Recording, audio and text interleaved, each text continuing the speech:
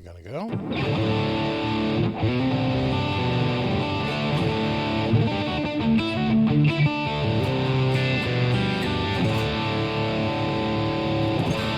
I think we are going.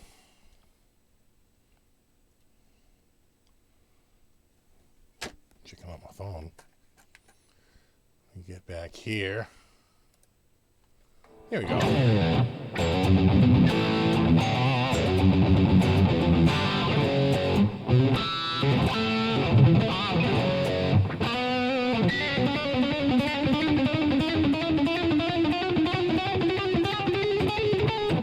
What's up, Duffy Does? He's always first.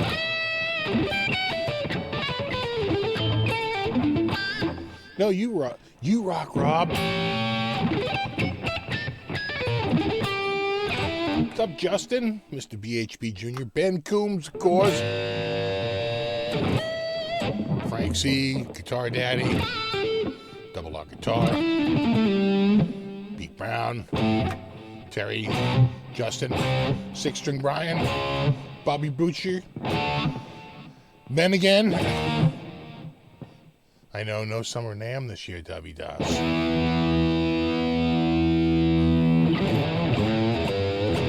We were going to do that cover of War Pigs.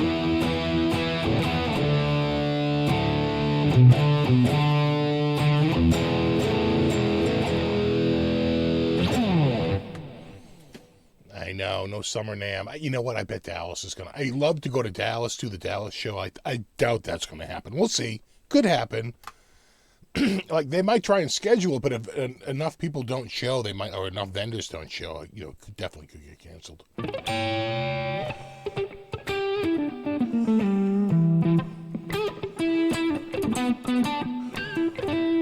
What's up, 16-bit Robert? Mr. 845. Milfred, Milfa. Christian Hunter. And Headstock Harem.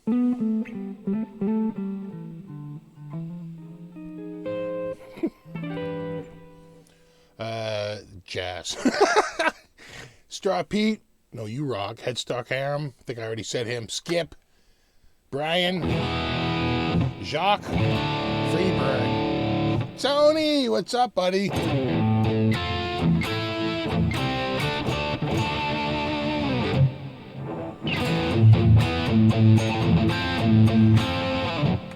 Ricky says that guitar is hot. It's like wicked hot. Here we go, Quilt Cam. Here you go, hot shot. Look at that. It's like the Caribbean. Keeps telling me, it keeps warning me that my video is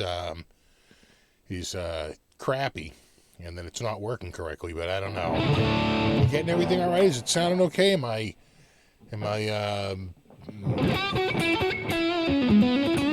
you know, it could be that my kids are both upstairs on, like, Discord. What's up, Rock Nutter? From Shrewsbury, England. We have a Shrewsbury, Mass.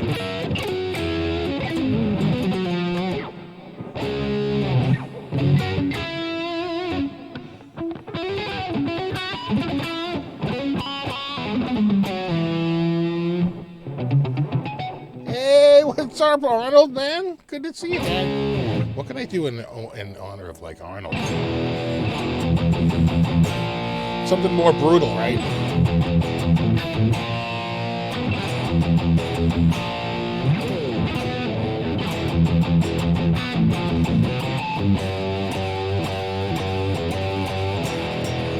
Everyone says it's good, that the video and the audio is good. That's good, because YouTube is crying like a bitch over here. What makes Gibson Les Paul smell so good? They put vanilla in the lacquer. Now that you know, we're gonna have to kill you. That is a trade secret. I know, Arnold. It's like we're never gonna see each other. Like Davi Das, right? It's like I feel like we're going to be separated for a while. I'm not good with that.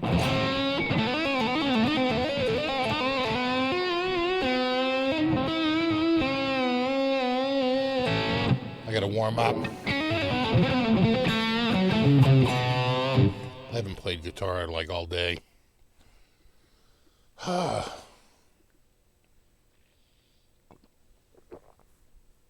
Yeah, people saying it sounds good. Okay, good. Hit him with the hind.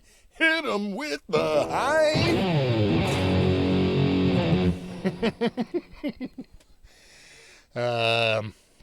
This is live, right? No, this is pre-recorded. Richard.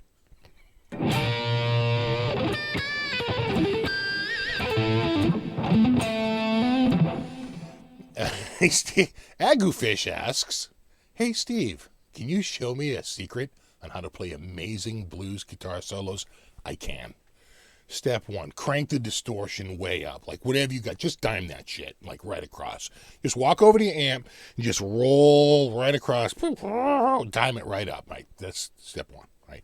Step 2, you got to play E because all great blues are in E. Right? And step 3, tapping.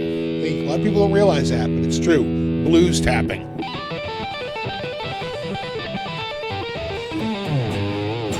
And you just play the blues. Jeebs won. Thanks, man.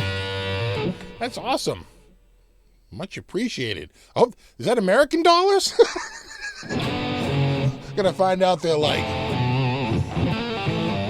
Pavlovian onions or something, and they, it's like worth about $4. But no, dude, that's awesome. I really appreciate it. Yeah, we're doing it live.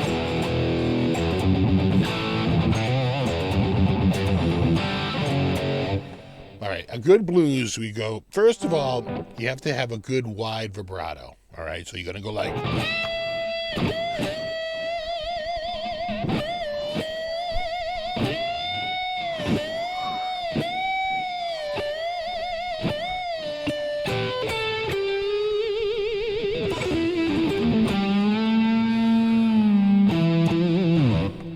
It's all bends and vibrato. Now you owe me $50.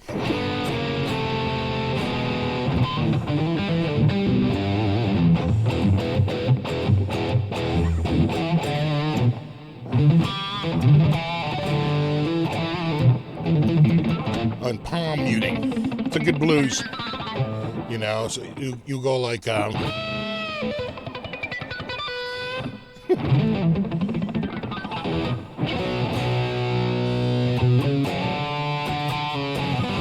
Hey, remember the last time someone was like, "Why don't you play complete songs?" And I said, "Because they take the money." And when I played like a little bit of Ride On, they took my money. Just for like a couple of bars of Ride On by AC/DC. They came right in and went, pluck, yoink. Sons of bitches. That $8 was mine.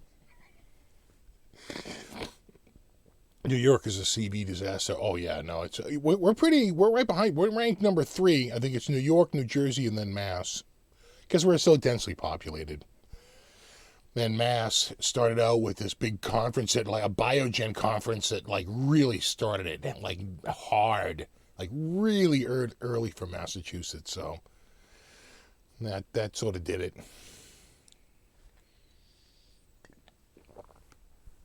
Oh, no, thank you, Jeeves. Jeeves is saying thanks for the entertainment. Thank you. Much appreciated.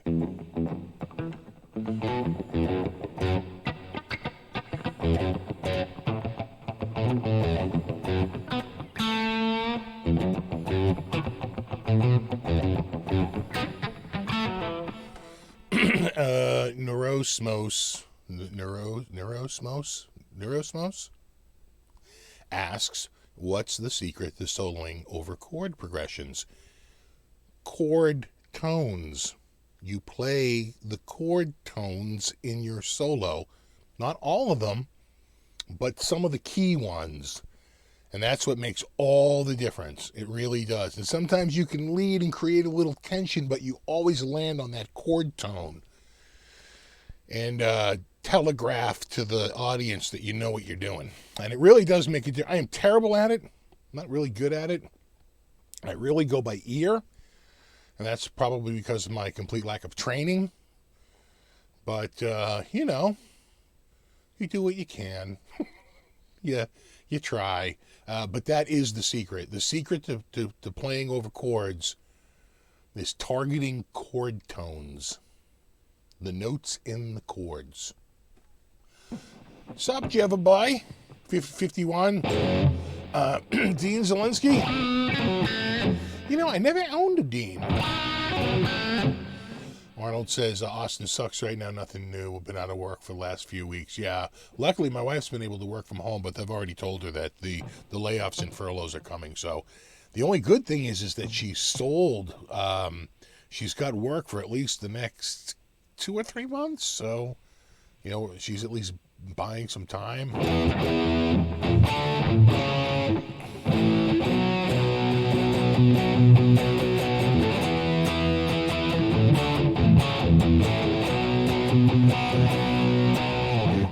Now I owe Ace money. And on a CV about I Don't Need No Doctor. I don't think I know that one. I don't even think I know what doctor songs I know.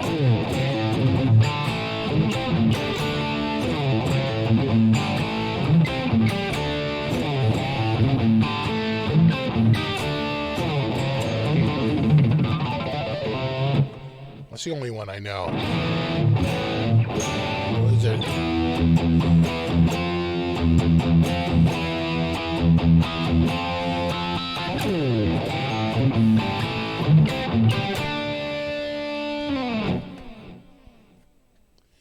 Any lobster rolls lately? No, that's sort of a summer thing. Though that's not really a year-round thing. That's only for tourists in the winter around here. Summer, though, yes. I would say the guy near the Fenway makes them on the little squishy bao buns with the brown butter.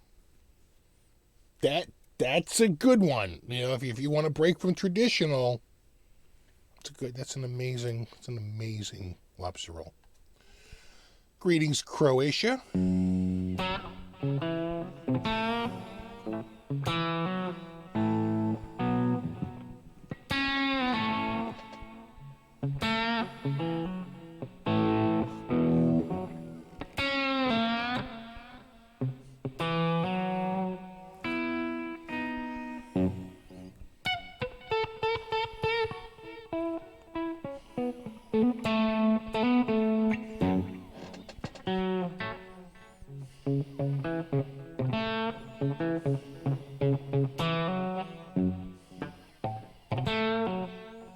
Dr. Feelgood, right?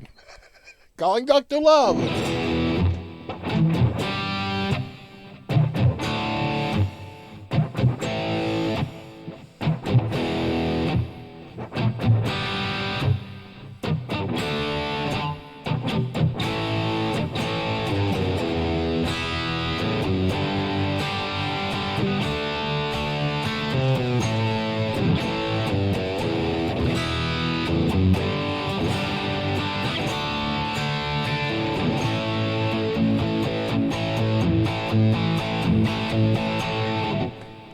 That's that last little bit's to throw the senses off.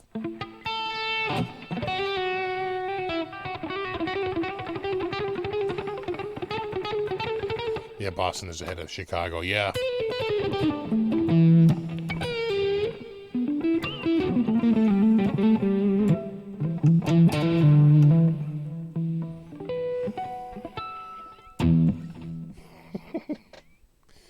I tell you, I love playing this guitar. You know what? Let's look at it again. There we go. Feast your eyes, boys. Look at the gams on that, huh? Yeah, see? Yeah.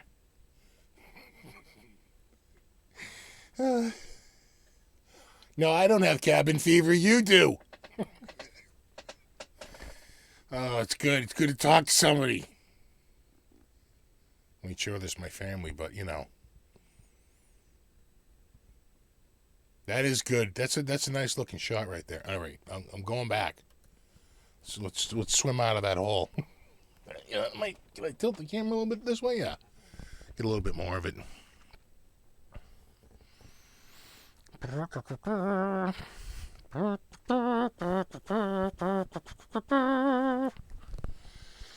All right. Is the neck wider than most? No, I don't think so. No. I'm going no. Oh, Neurosmos. Thanks, buddy. Oh, no, thank you. No, thank you. It's like with the Chip and Dale, right? Oh, no, thank you.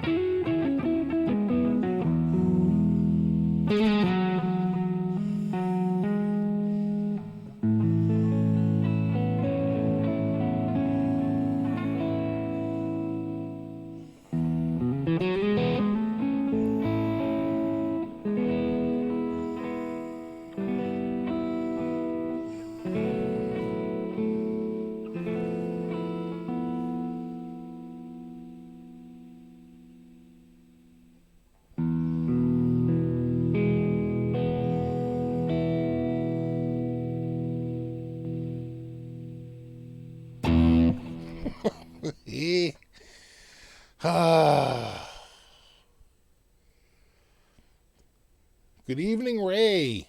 Just saw him go by real quick. I see Jeff. I see Green Meanie.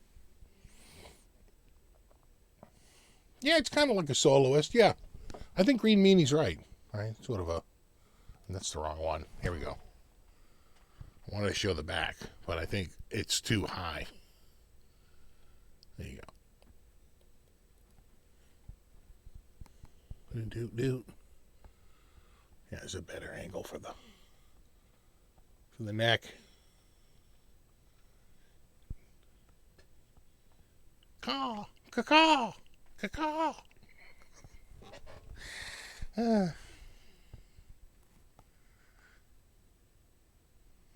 Use it to feels like some sort of a prior, or you could, like a medieval instrument of some sort of implement.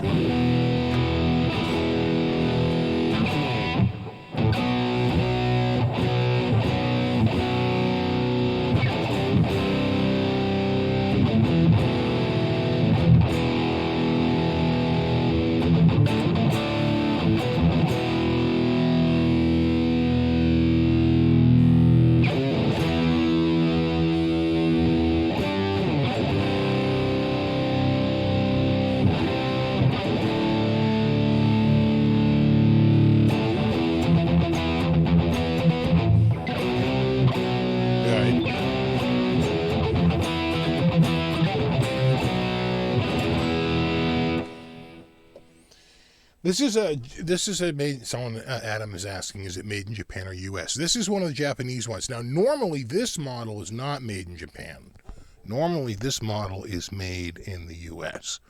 The Blaze X is made in Japan, but the Blaze is made in the USA Custom Shop. It seems to be a model exclusive to the Custom Shop. But this is the Blaze Custom.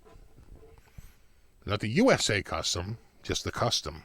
And this is a limited edition. I don't think they're doing much more than like 20 or 30 of these. With the pickup. You know, with that pickup. Here, hold on. There it is.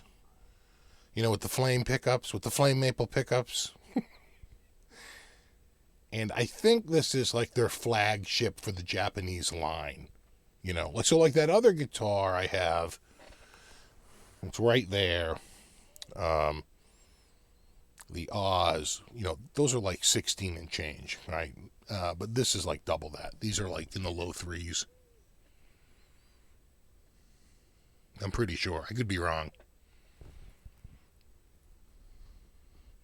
I know the USA Custom one has a list of like 56 or something. It's up there. It's over 5.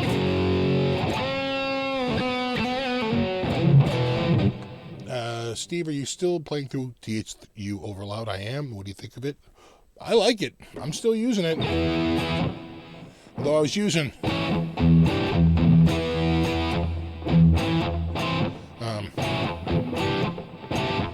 doesn't sound right.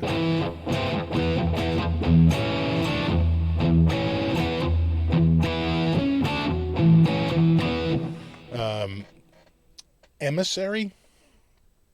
I was doing a thing for Glenn. I laid down a couple of tracks yesterday. I got to mix them like tomorrow and get them over to Glenn. We're doing something for like Emissary, and I did a just like a little backy track. So the style thing with I use this guitar.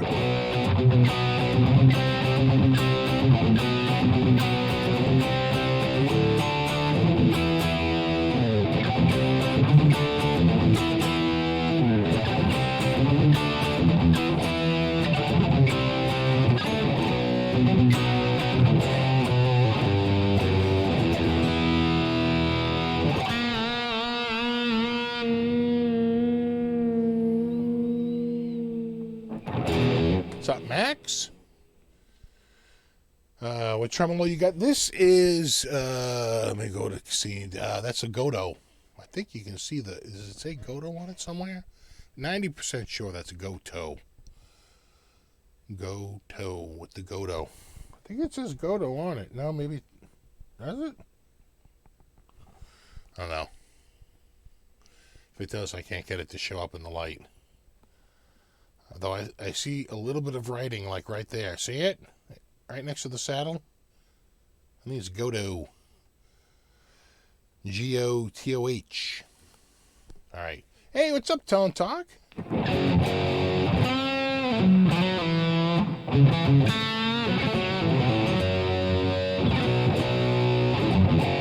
Have you used the Spark since the demo? A little bit. And you know what? I just got this, which is a Zoom recorder, and I want to test this with the Spark because this has a stereo XY pattern, and I really want to try it like in front of the Spark. I think it'll capture it really well.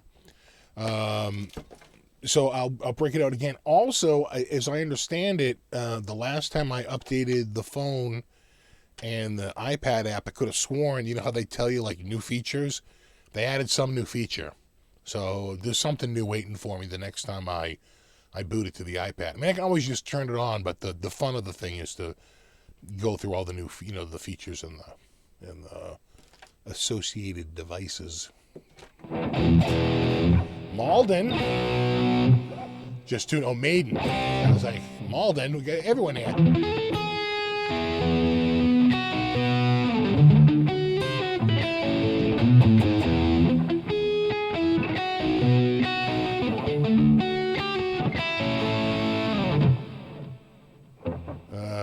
So it's probably like...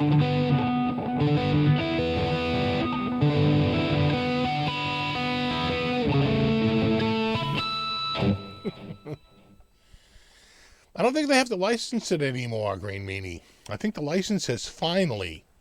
It took a long time, admittedly. I think it's finally expired. I don't think they have to say licensed by Floyd Rose any longer.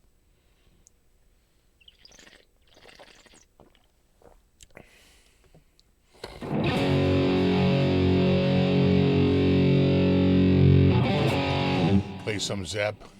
Well, see, the thing about the VH is VH doesn't seem to give me shit about when I play their riffs. Zeppelin does. Like I said, Rick Nielsen has no sense of humor about it. Prince, the Eagles. There's a few people out there that are... Bachman, Turner Overdrive, anything you want.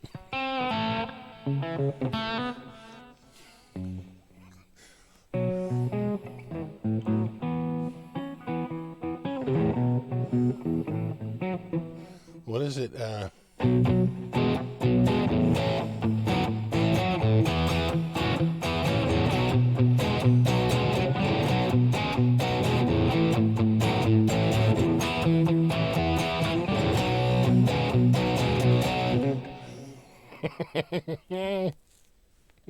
Pulling that shit out.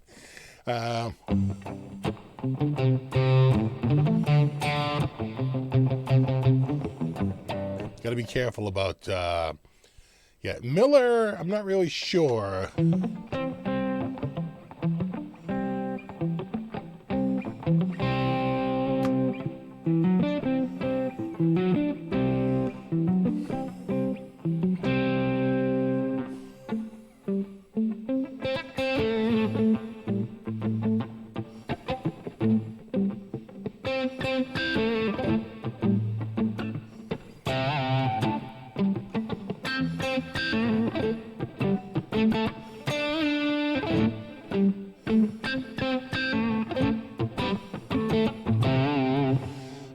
So Rick says, wow, really? So what happens if you play a Zepp riff or a Rick Nielsen? Well, Rick took my money. Rick just said, yoink, thank you. Oh, you're going to have to be quicker than that. Right? Oh. He went, pish posh ba flimshaw. And they're like, we noticed you played a cover. I just played the chords, but I played it long enough that they were like, nope.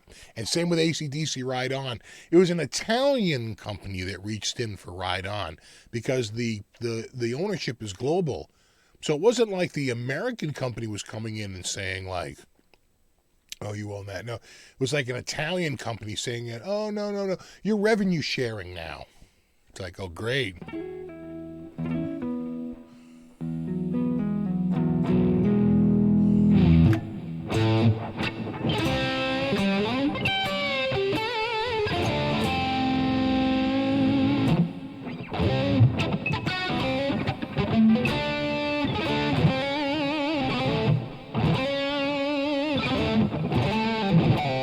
What's up, music therapy?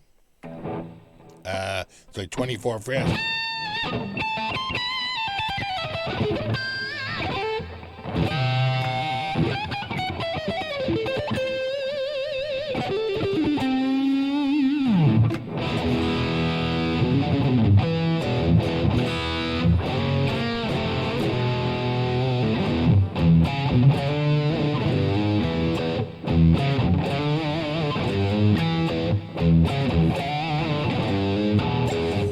You're really safe with the blues because, really nobody owns the form. It's when you play, riffs that are a little out there, especially if they have like a particular hook, which is why Van Halen is a little tricky because he's mainly a riff-based artist. But so far, the only time Van Halen gave me trouble was when I played over like a backing track. And the backing track used like the Van Halen drums and bass. And they didn't like that. They picked that up right away and they muted it. I was like, oh, okay. And then I tried another one and they didn't like it either. I did another one that Van Halen didn't like and they basically said, you're banned in America. And I was like, well, that's sort of my biggest market, and I wound up taking it down. I did a thing with Steve Marchena, and that thing wasn't even done that wasn't even done processing, and I got an email that like they had recognized I had played HC by the band EAGLES. Like, I can't even, you got to be real careful. You can't even, like, say it. Like, they because they might own a trademark for those two words, Kind of funny like that. So, bands like that are really, really strict. The best way to avoid it is to just play very little snippets, because people still get what you're doing, or play it really out there, like very slowly, or much faster than normal, or you know what I'm saying. You gotta mix it up a little bit, but even that doesn't work. I mean, when I did the Cheap Trick thing, there was no drums, there was no bass, there was no vocals, didn't sing a single line. It was just me playing the chords. And they were like, nope, followed a melody. We picked out a melody.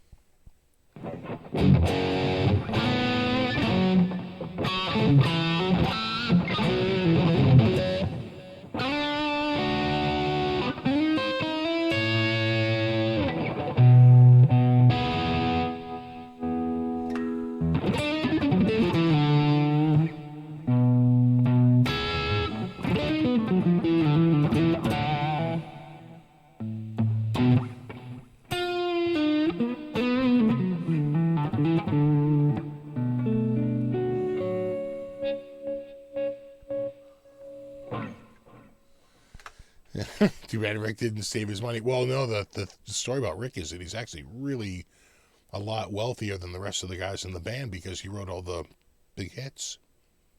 You know, so he only tours really for their benefit. He doesn't have to tour. He's loaded compared to them. It's like not even close because they don't earn the songwriting royalties that he pulls in. Period. You know. So it's it's a little weird like that. Although I saw Cheap Trick on TV recently. I think the footage might have been from like 2015 or 2015, maybe 2016 or something. Oh my God, they sounded so good.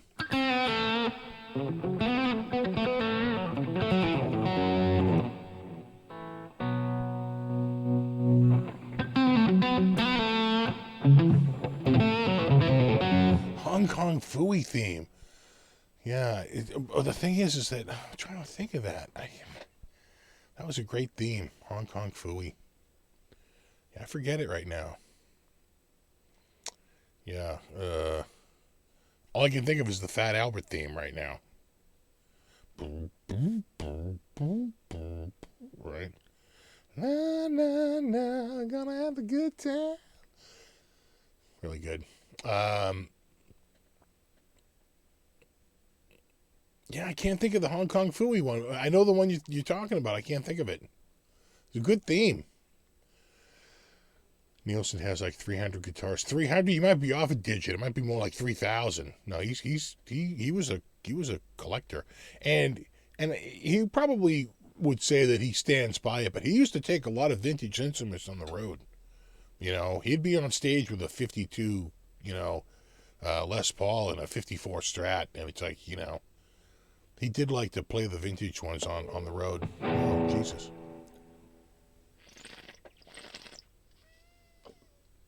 Good. Yummy. Yeah, that's the Epiphone Les Paul Custom. Got a little thickness to it. I guess it's up to whatever the Gibson spec is. That's part of their original series, which is supposed to follow the entire Gibson spec, which is why it has an ebony fingerboard.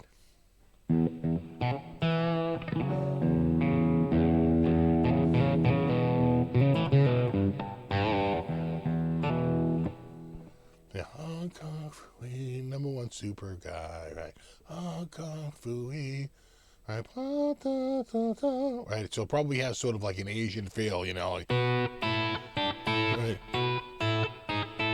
You know what I'm saying? Like, right? You give it like you move in fourths, parallel fourths, or parallel fifths.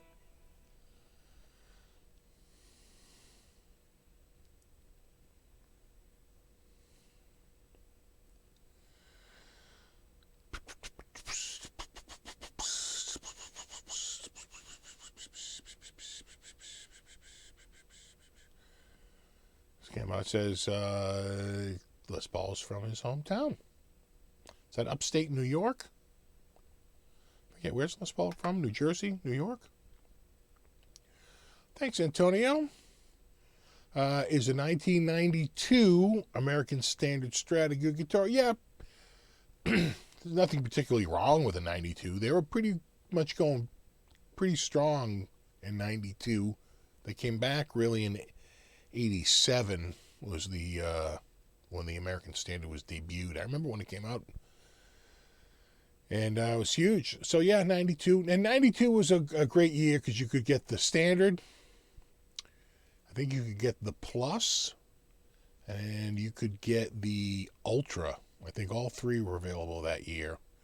And of course, as you moved up, you went from the Standard, I think, to the Plus. It probably changed the pickups, put like lace sensors in it or something like that. And then when you got to the Ultra, you got lace sensors plus an ebony fingerboard, and I think like a figured top, or like a figured top and a figured back. Right? They added a few more. It was rare to have ebony on anything Fender, so that the Ultras were super rare. You still see them out there, but nothing wrong with a 92. 92s are a good year. up, Tank Shred?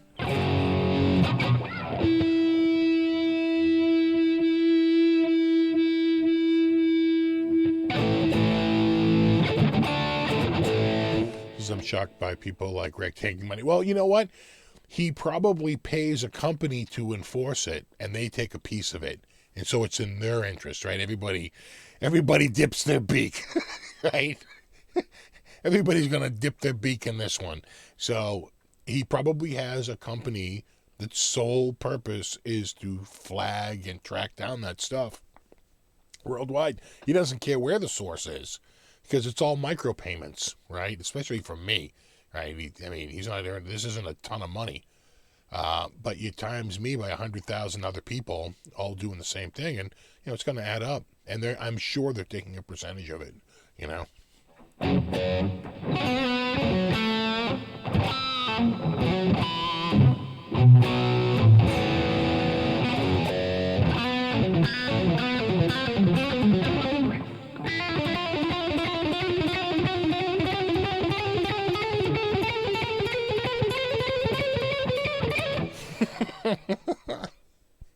Little practice for you.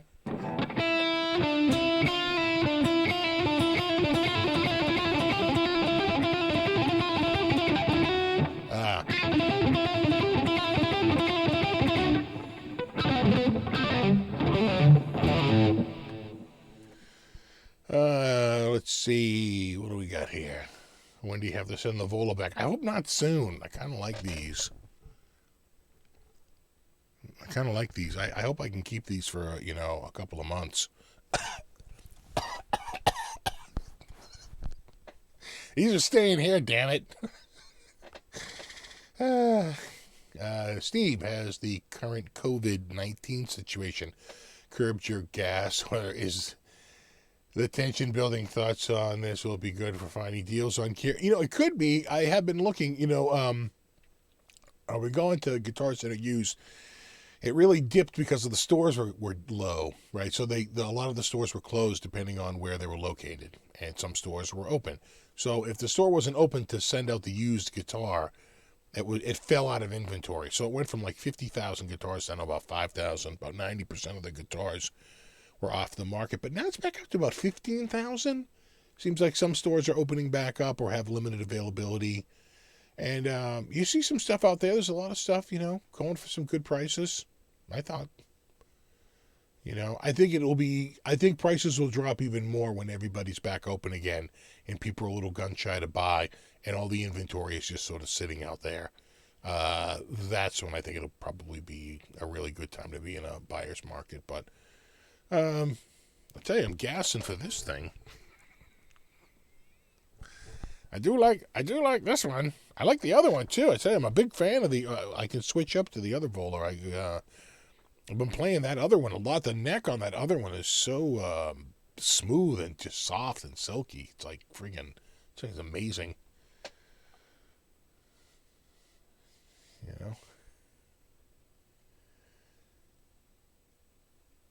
Alex says lots of love from St. Paul, Minnesota. Good to see you again. You know what we had, Alex? We had snow.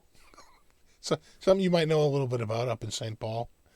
Yeah, we had like no snow all year, and then this morning we woke up and we had we had a pretty good coating of snow out there, but quickly the paved surfaces, the sun's so strong right now, it's all down a bare pavement. It's just really only on the grass now.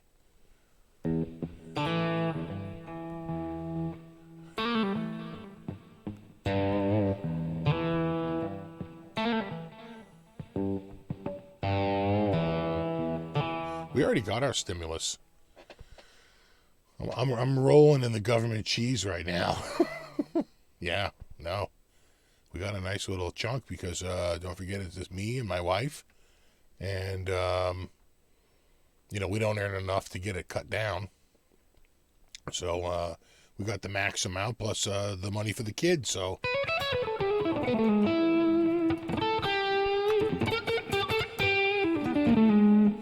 Krellbach says, so which one do you like better, the chili pepper or the blue?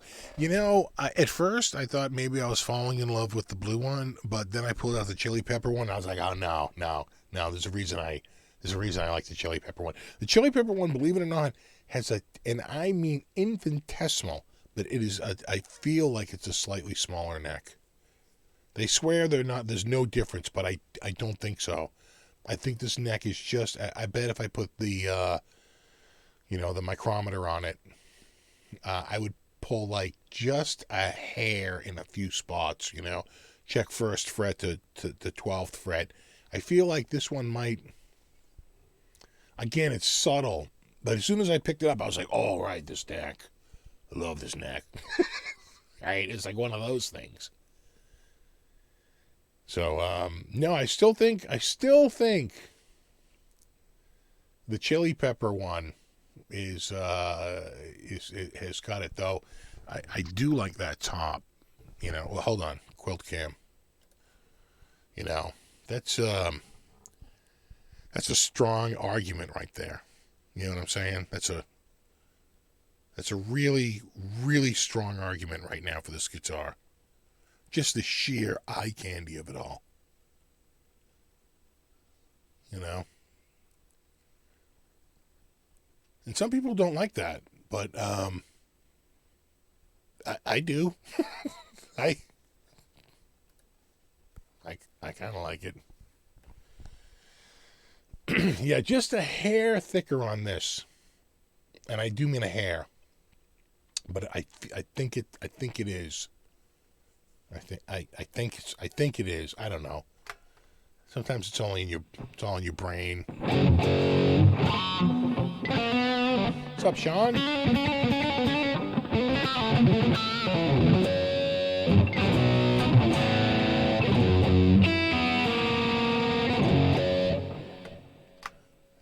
Yeah, Dennis says they probably have a tolerance plus or minus, and that actually could account for a little bit. But I gotta remember, one was made in the U.S. and one was made in Japan, and I'll bet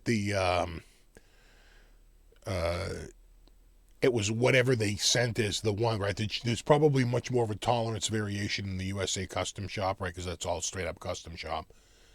So they could have, maybe the model they gave them, right, was a tiny bit thicker than the one I have, right? That's perfectly plausible.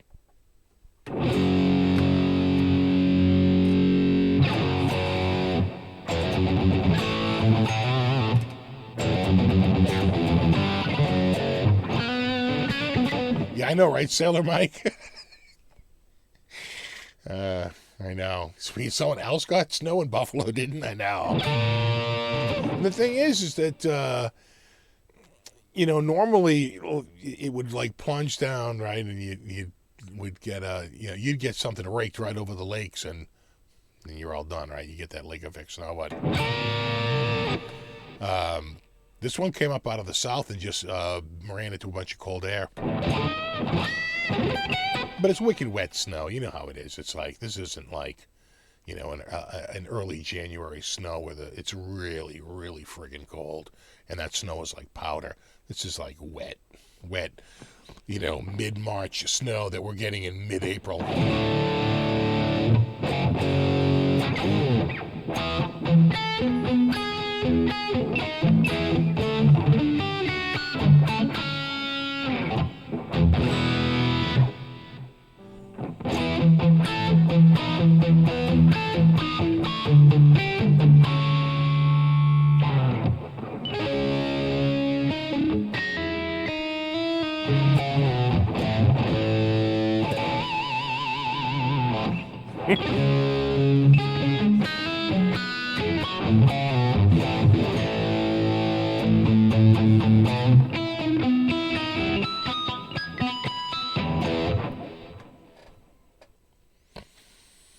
Oh, what time is it? 7:43. I'm out of coffee. Damn it.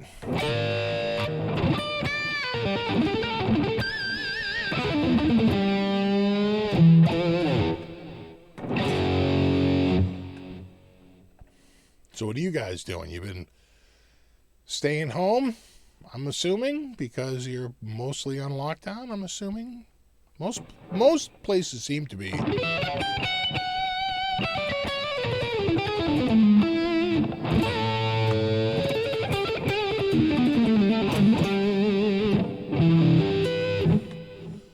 yeah, flip it over. Yeah. Hold on. Oh God, I'm like literally stepping on the cord here. Let me just lean in here. Get my arm on the desk here. I do. I think that's maple. I think what you're seeing here is probably a 3-piece maple. That's looking like 3 pieces, right? No? 3? 1, 2, 3? Well, right? 1, 2, 3, right there. And then the wings, I gotta think, is the mahogany. It's like mahogany, the hot shot.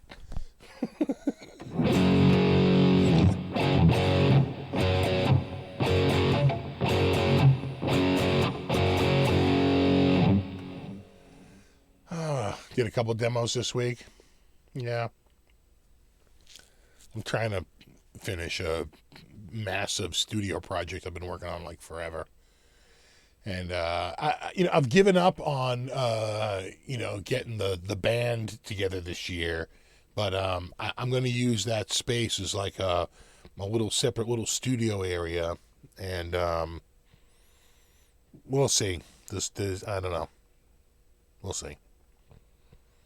I might move like some guitar stuff over here. Get these keyboards out of here. I can't even reach them. It's like I never use them. That's really for storage, and I want to be able to use them. I'll bring one of them upstairs, and I think the other one I'll just move over there. Which, the piano is a percussive instrument anyway. If I'm going to make that the drum area over there, I'll move the electronic drums, everything over in that corner section, which is, hold on a second, which is coming out pretty good. It looks great, and I put a cedar wall up, which smells wonderful. But I don't think I'm going to be having the drum set up anytime soon. So, I got to do something with the space. It's just, it's so funny. There's a window at the very end, right? There's a casement window. And I know that the window inside there, it was boarded up. I know that the window inside there had been smashed, and not just smashed, but it even hit that wood, the rock that hit that little wood strip between 2 panes of glass. So it's not like I'd have to pull out the other wood strip and just put a single piece of glass in the whole thing. Anyway, at some point, I pulled that out, I put a board in, and I boarded it up on this side. And I was like, you know what? I should pull that down, and I should put like styrofoam inside of it, like seal it up, make it kind of nice. I pull it down, and I had already done it. I was like patting myself in the back. I'm like, bro. And I even like lined up the seams like opposite each other, because I had a full width and then a smaller one, and then I had like the smaller one on the bottom and the full width. I was like, oh, dude, good. I was like, boy, you do really, really good work. I had completely forgot I had done that. So I cleaned it all out. I taped it up with some aluminum tape. Just to seal in the corners. I'll pack it in. I have some new styrofoam. I'll put a new board on the outside, a little newer, not so crappy looking as the one that was there, and I'll call it a day. It'll be done. Yeah, piano is percussion because the hammer. It's a hammer that strikes the string. It's a percussive instrument. Because it's the string is struck by a felt hammer.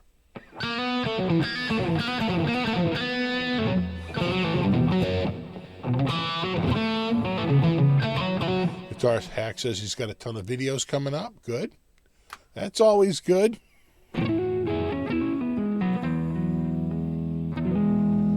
Hey, Steve. Tony from Townsend.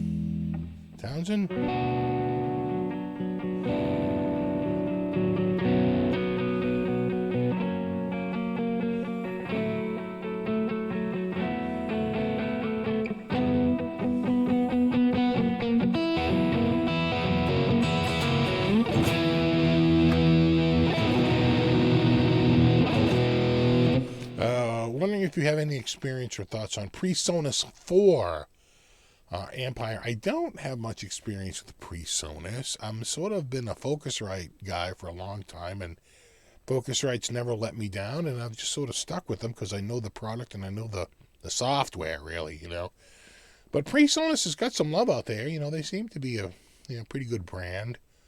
But unfortunately, I don't really have a lot of experience with it. I went and talked to the PreSonus guys at SummerNAMM, and they didn't seem much about interested. I said, "Hey, I'd love to work with you guys," and they were like, What's an internet?" I was like, "All right, maybe not."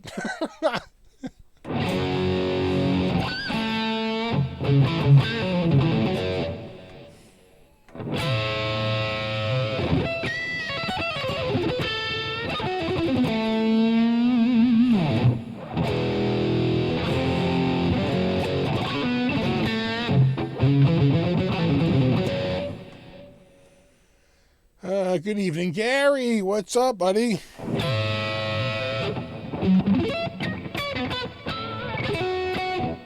What is this snow? We didn't have any snow really at all this year. I mean, we had like almost nothing for snow. And then all of a sudden it just showed up like this morning. But right now the sun is so strong that it's not sticking around for more than like maybe a day or two. We once had a snowstorm in May, and it dumped quite a bit of snow. It was somewhere like around 6 or 7 inches of snow, and it was gone in like 2 days because the sun is just so freaking strong then. In fact, we missed the day of school. I remember we missed the day of school, and they were like, they couldn't believe it.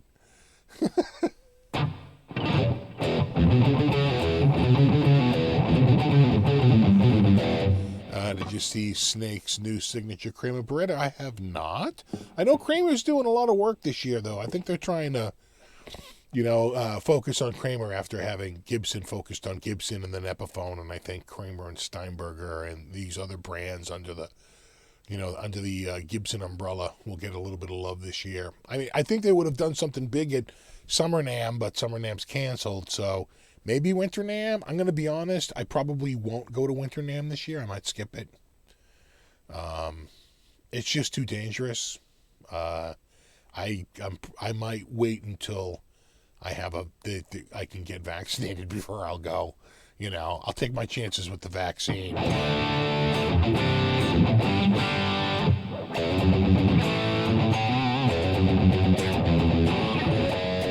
I mean, I've been to every single one since 2014, right? 14, 15, 16, 17, 18, 19, and 20. 7 years in a row. So, if I miss 21, not the end of the world.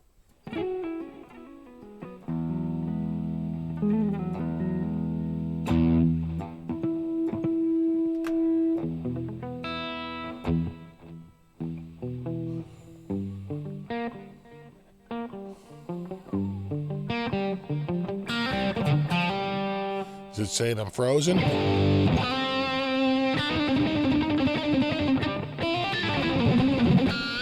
Yeah, I'm with Sammy. It feels dangerous to go in a large crowd until there's a vaccine out, right? And a vaccine is never 100%, but you've got something, right? There's maybe something that's going to help you. But without even that, then you're really vulnerable. The thing about this thing is its efficiency of transmission. God damn, is that thing. I mean, it just spreads. Its contagion is like through the friggin' roof.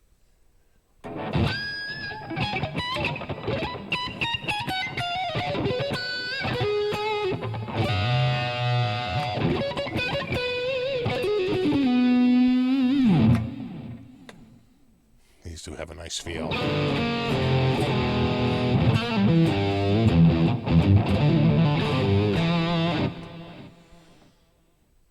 This M's Winter NAMM kicks my ass. Yeah, last year I got sick while I was at NAMM. I mean, I had like, like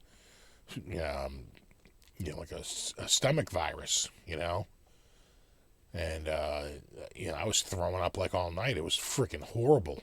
In a hotel room, it just sucks. And in years past, I would come back. In fact, I remember one year I really got bad. I went to NAMM, got back, and when I got back, I got back on like a Sunday, And I remember the people at my office were throwing out, they wanted to get rid of this furniture. And I mean, this furniture is like expensive.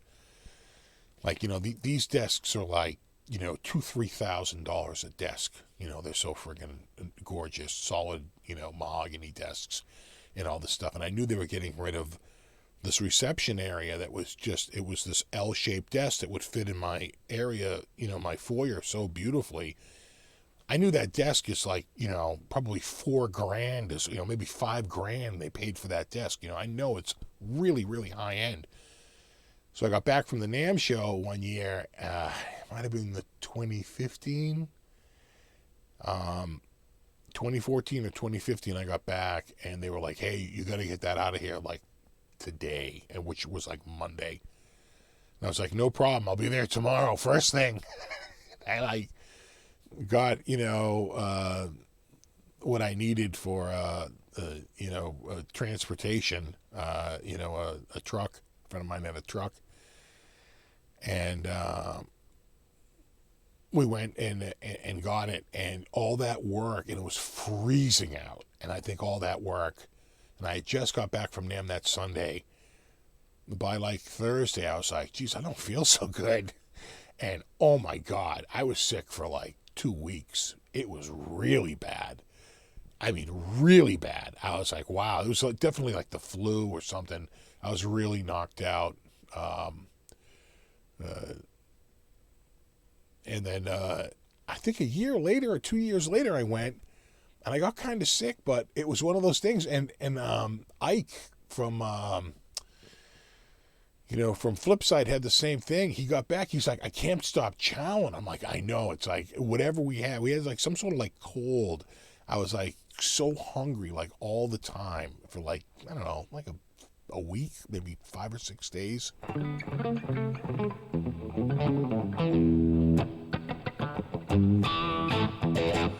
What a waste of money. Companies spending money on a high-end desk. Well, they were a law firm, and you have to keep up a certain decor, and I'm sure they had the budget to do it. And I think they had them they probably had them 10 years, right? Because when did I get in that office? I think I was in there in 2004, and they'd already been there 2 or 3 years. So maybe they had been there in 2002, so they might have had those desks like 12 years, But he would pay a guy to come in every so many years. I was there one night when he was there. He would come in with his wife, and he would go over the desks, and he would like clean them up and like fill in any areas that were scratched, and almost like recoat it with like varnish, and they would look like brand new. This guy, he would come in like once a year and just like go around to the desks and like make them look like new again. Especially that reception desk, which had the most abuse, right? Because it's at reception.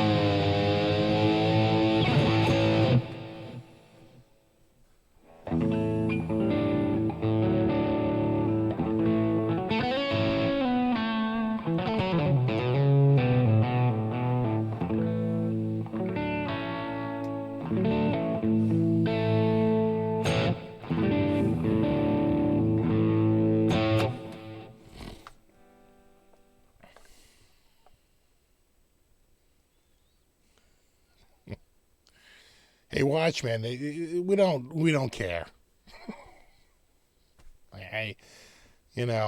It's like, this is a guitar chat, so it's like cool trivia, but unless it's guitar related.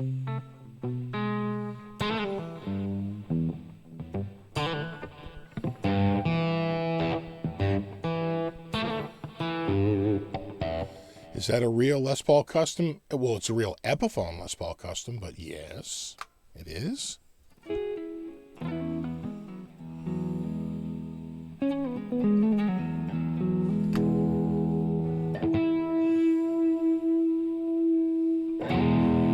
There it is.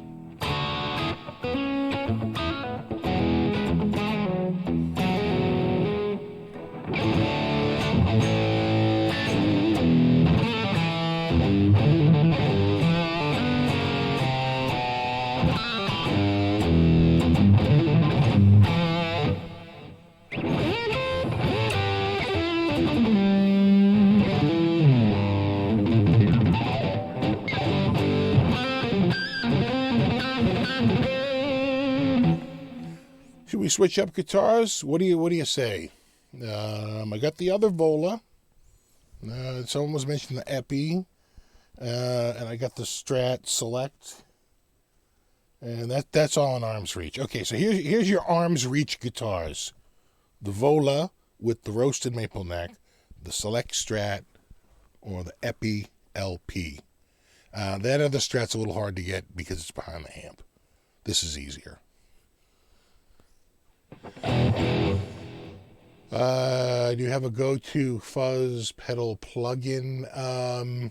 I tell you, when I played the other day through the Orange amp and I was trying out some of the fuzz pedals through it, I thought that Dan Electro was really funky. It almost has like a little bit of like a ring modulator to it. I was enjoying it. I was like, this is so dirty and nasty. It's like, right, it sort of turns a corner like a bad movie.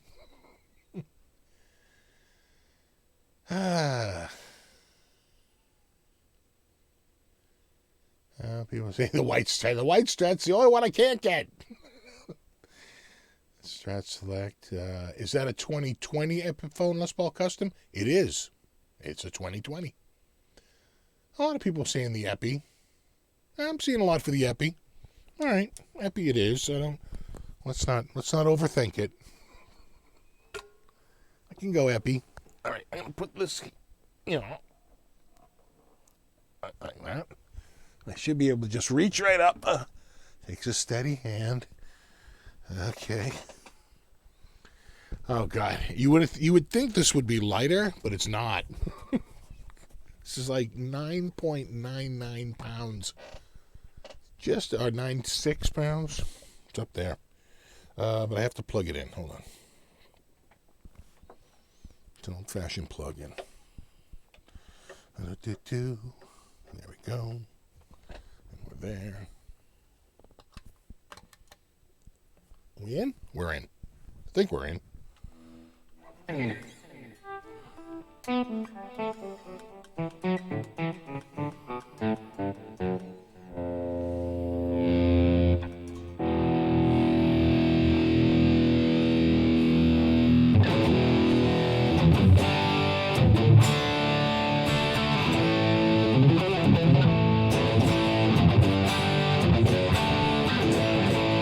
going to say that's pretty in tune for Off the Wall, huh?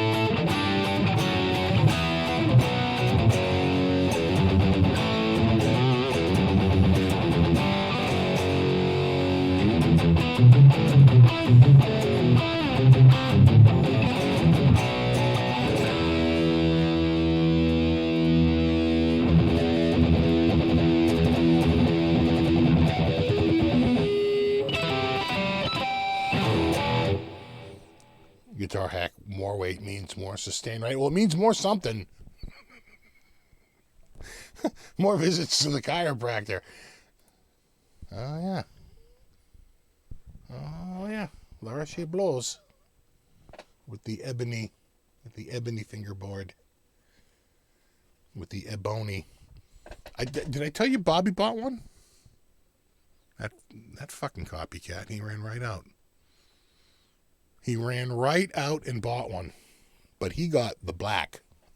He did not get the white. He didn't go Arctic black. He went, I think it's called ebony, right?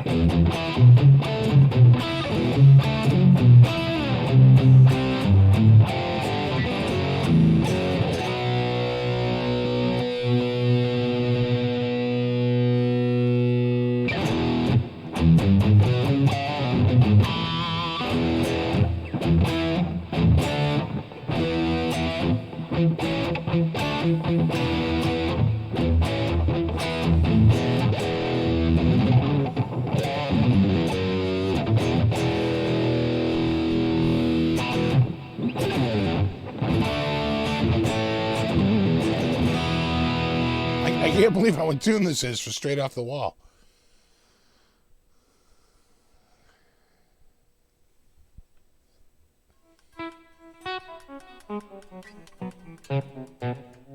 Bobby's rich. Bobby's not rich. I think even Bobby would say he's not rich. But, Bobby doesn't have a wife and kids. He's just with himself, and I think and a dog. And, and he works all the time. Though his job might be in a little jeopardy because he does a lot of traveling with his job. He's in wholesale foods. He's in the wholesale food industry. And it requires him to go to a lot of conventions and check out different food products, right? And then you get ins with distribution chains supermarkets and retailers and all stuff like that. So he's in the, but it's food distribution, but it's large scale B2B.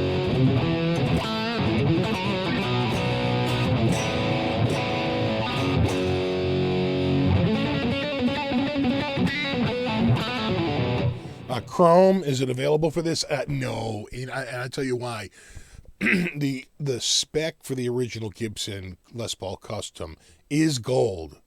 Gold is correct, and so if you're following the spec for the Les Paul Custom, and they've done chrome, they've done black over the years, they've done alternatives, but really the OG is gold. I know people aren't crazy about it, and to me it only works on one guitar, the Les Paul Custom.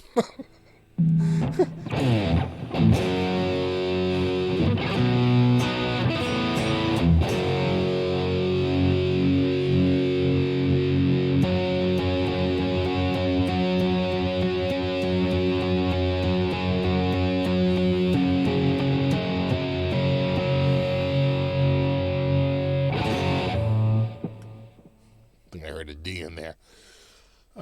Is this THU? It is. What pickups in the Epi? These I think they call them Pro Buckers. We talking about this last time. I don't know much about Epi. I'm gonna be honest. I'm not an epidemiologist. I'm not an epi guy. I don't know epiologist, epiphenologist. I don't know much about the history, but we did talk about it a few weeks ago, and people said that these Pro Buckers have been around a while. People were saying that they had them was it 20 years ago? Certainly 10 years ago. No problem. I think they've been around for a while. I don't know when the Pro Bucker officially came out, but I feel like it was maybe in the 90s.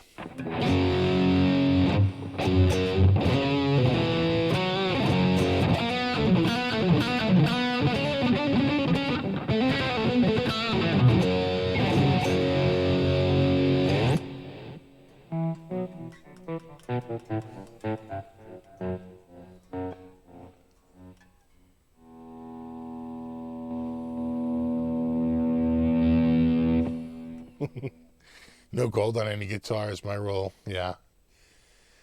I know. There's an anti-gold group out there, but on the Les Paul Custom, I don't think it looks right without the gold. I think that the Les Paul Custom, right? I mean, what are the ingredients to a Les Paul Custom? Binding on the front, multiply binding on the front, multiply binding on the back, right? Got to have that back binding, right? Neck binding, headstock binding, all part of the custom. Block inlay, ebony fingerboard, and gold hardware. And for me, and might be just me, speed knobs. Got to have speed knobs on it to be a custom. Speed knobs and, some sort of metal plated pickup. I don't like the uncovered pickup on the custom. I'm more of a covered pickup guy. I know they can go either way, but I'm firmly in the covered camp.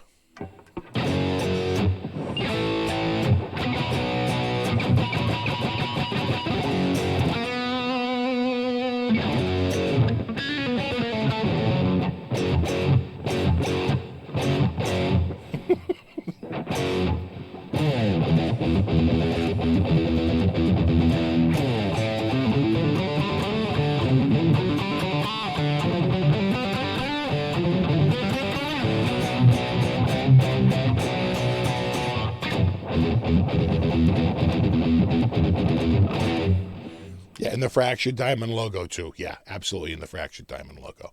Though that logo's a bit small. I really wish they would make it like the full size. I mean, come on, no one's going to be fooled that it's a Gibson instead of an Epiphone.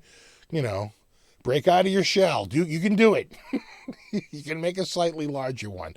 But yeah, I'll take it. You know what? This headstock is just so much closer to the Gibson one. I'm really happy with the changes they've made, and I like that they've gone from rosewood to ebony. They've gone from Richlight to ebony, I think, on the ones in Gibson now. It's like they're back to ebony again. How much is these? Could someone just look it up? Maybe Krellbar look it up. I'm gonna guess if Krellbar goes to like Musician's Friend or like Sweetwater or something like that. I'm gonna guess. I want to say they're under six. I want to say they're $6.99, $6.49, $6.49, $6.79, between $6.49 and $6.99, somewhere around there.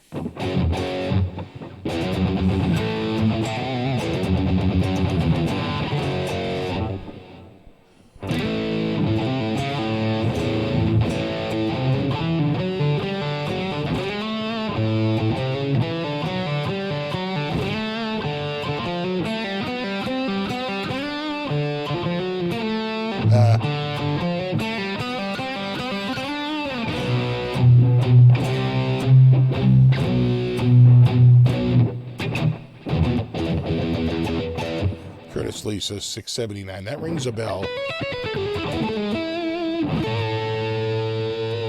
James says $6.79. Terry says $6.79 US. Nikolai says $6.79 on Sweetwater. Krellbar says $6.49, and I believe him.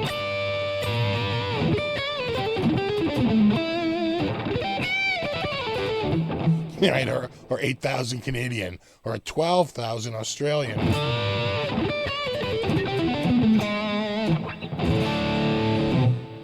$6.49 on Zounds.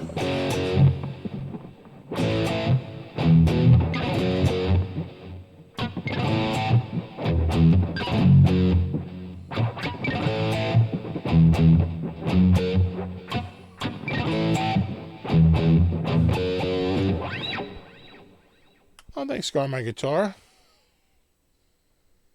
Let's give Steve a few bucks for beers for doing this live. Oh, I appreciate that. You know, I had a beer last night for the first time in a while. I was so thirsty, and everyone was upstairs, and I was like, there's nothing down here.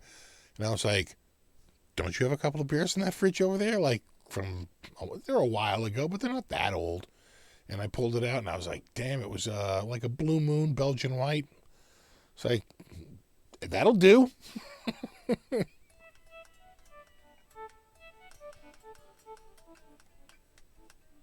Hondo? Yeah, we sold Hondo. They're pretty crappy. We were a Hondo dealer. Right, that was, who was that, IMC? IMC that owned Hondo.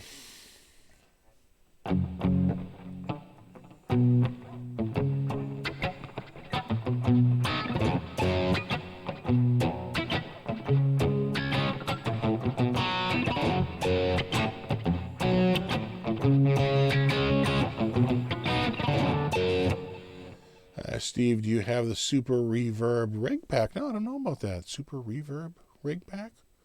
Is that, the Super Reverb rig pack. Oh, no, for THU. No, I don't.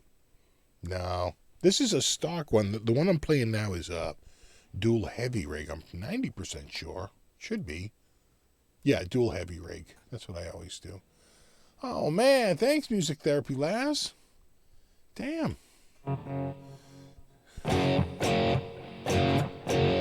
I know, I gotta be careful. I know, Sharon, go get the money. In Spielberg, it's John Williams. They're all after me. There all have to be secret formula.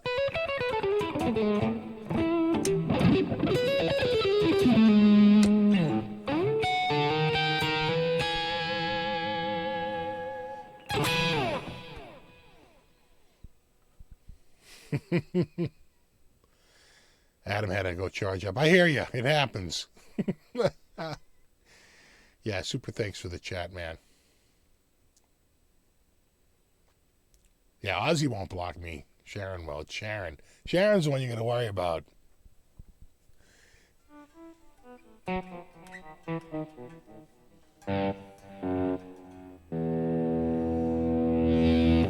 Oh, thanks, Guitar Journey. Some TP money. Steve, what do you think of the new Epiphone modern figured finishes? Love the Caribbean color. Yeah, I know the one you're talking about. Yeah. They have like, hold on. Yeah, they have like three new modern finishes. Also an ebony fingerboard on that, right? And a big old scooped out heel cut. And you know what? I wonder, is it possible? Could we possibly, maybe, perhaps? Is it at all possible? Can I go there? Yeah. Now if I went here, let's see if I screw this up. Yeah. Can you still hear me? I think if I go here, you should see more of it, right? Like if I go back, yeah, you should be seeing. Are you seeing what I'm seeing? That is the there's your Les Paul Modern Figured and Caribbean Blue Fade. There's the Cafe Latte, and there is the Magma. The Magma. And then I think under modern, the painted ones. So those were the ones where you could see the finish under it. These are the painted ones. I really like this faded Pelham. I was torn between that and the vintage sparkling burgundy. And that vintage sparkling burgundy is pretty hot. It's pretty hot, the hot shot. But I still think I'm liking that faded Pelham blue.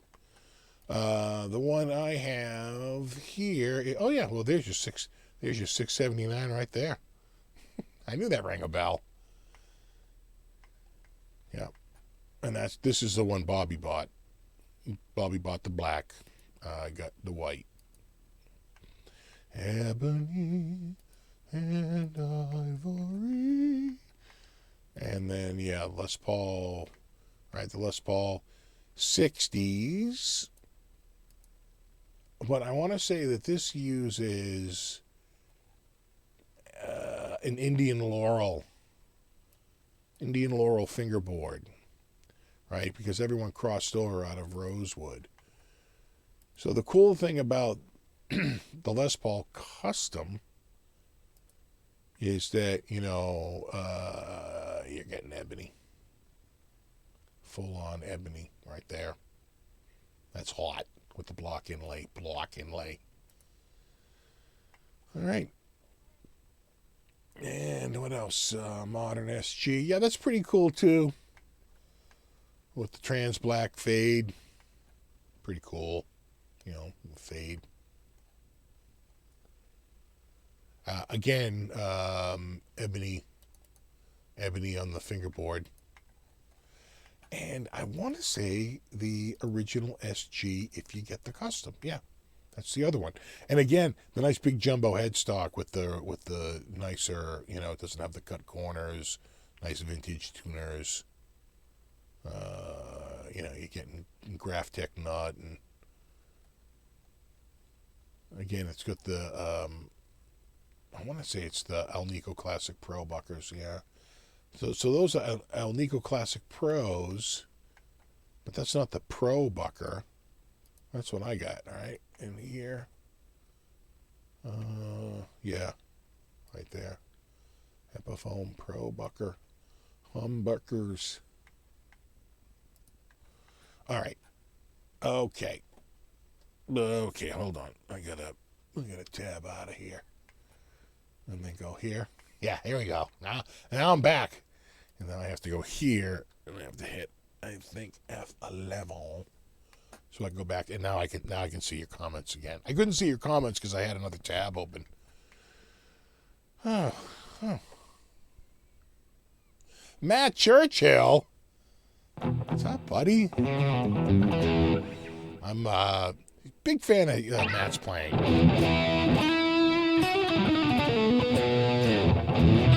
If it's the same Matt Churchill, I remember. The legend from the UK.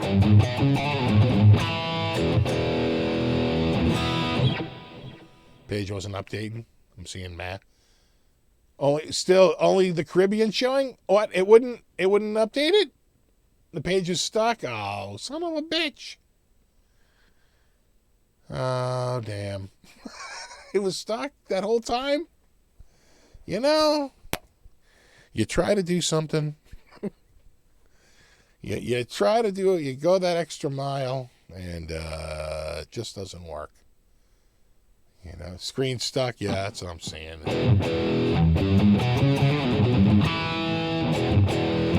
Are you still seeing? Are you seeing me now?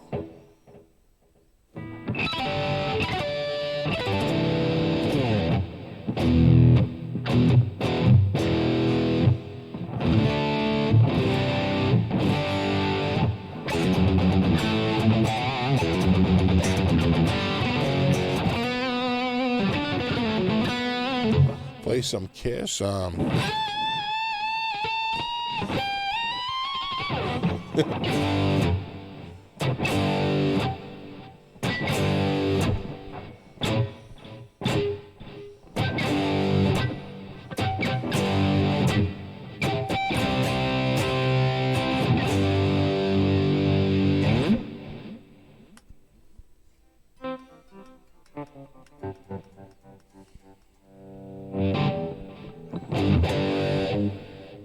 Yeah. Oh, is Aljon here? I'm seeing people saying Aljon. See you good. Okay. Damn. All right.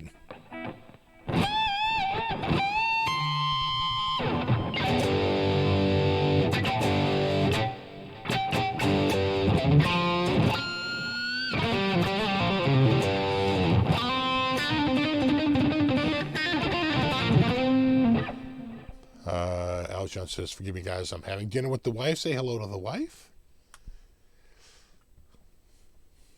Ray Vanzini says, no buffering there. Good.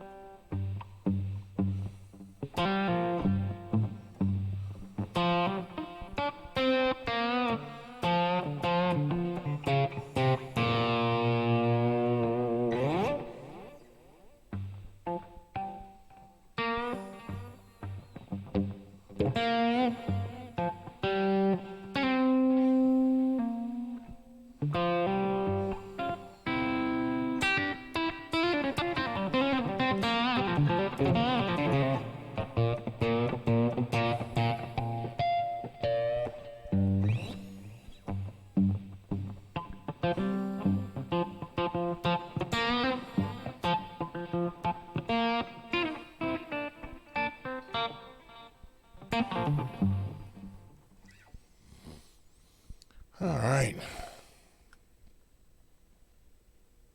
Any Frank Zappa fans here? Yeah, I actually saw Zappa live and met him before the show. He signed my ticket and I shook his hand. He didn't talk though. He was just didn't you know.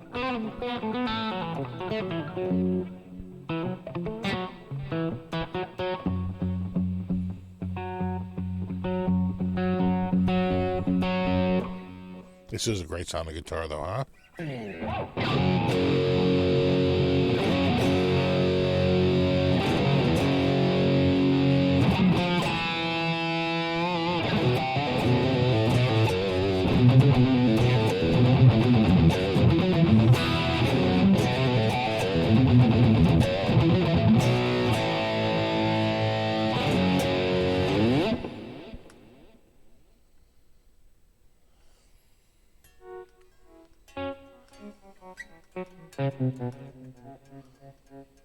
Yeah, Catholic girls. It's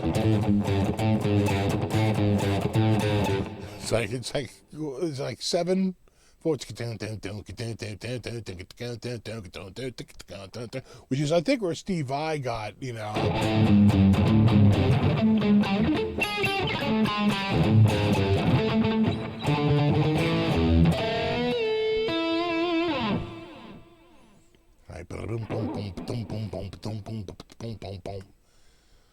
Love it. Love it. Oh, yeah, Zappa was so good. Zappa was wicked good.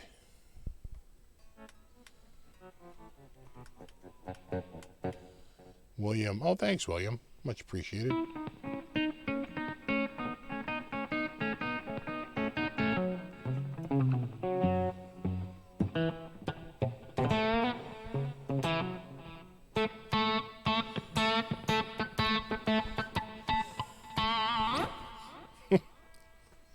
Sometimes, you just play without the pick. But sometimes you need that.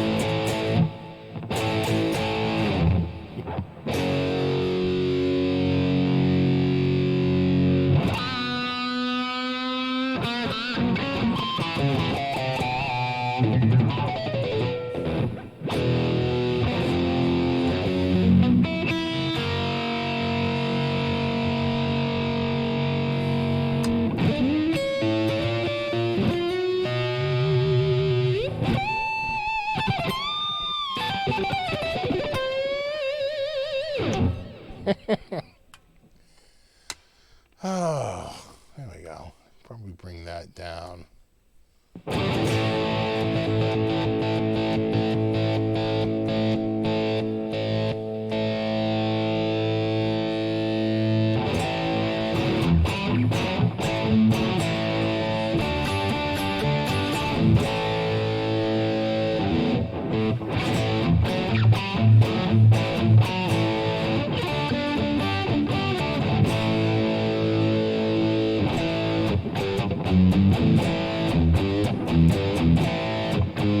Is it?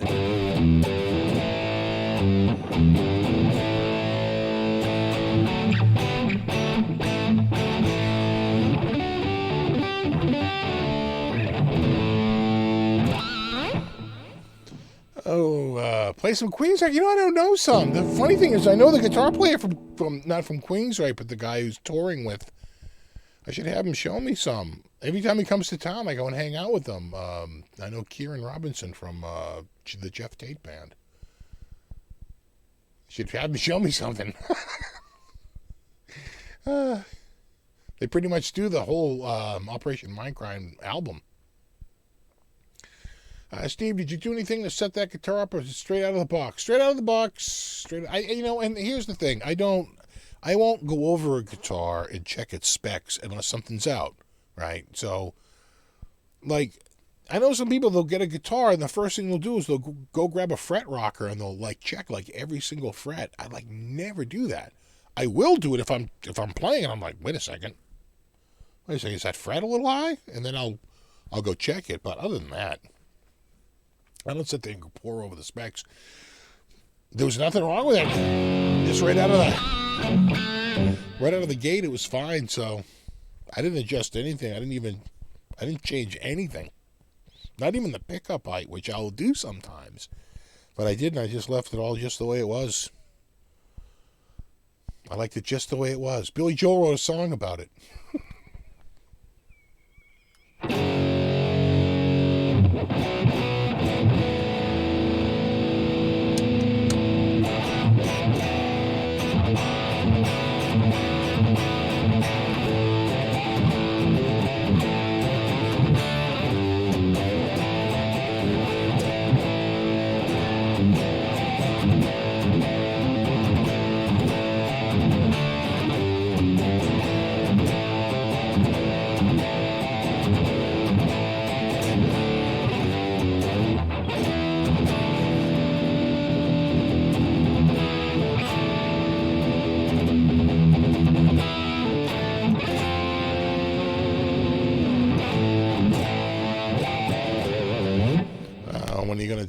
review of your Boss Katana really soon.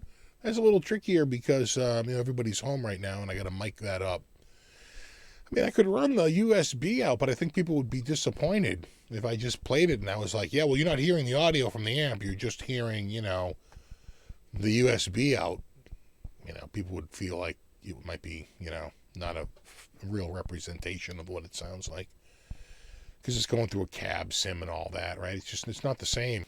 So, yeah, I think, at some point, I've just been stuck, like, trying to move crap out of here so I have the room to actually set it up and stick a mic in front of it and actually record it.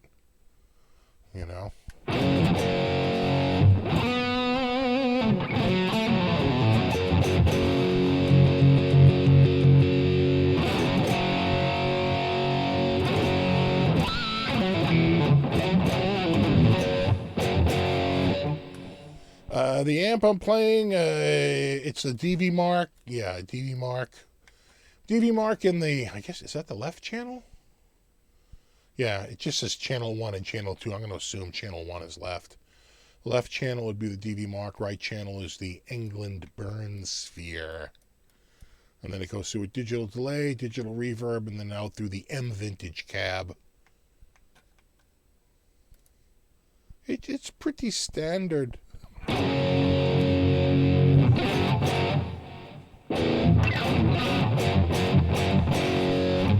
Oh, thanks, Barry. Little Sabbath.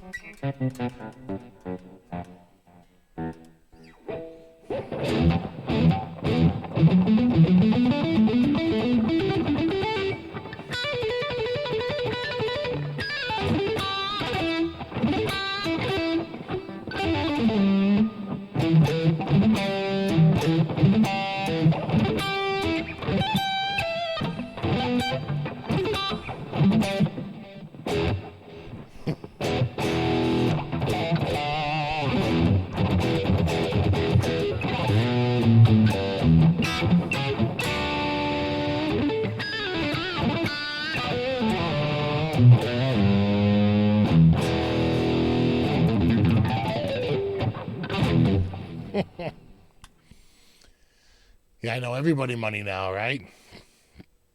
God. I'm probably going to get...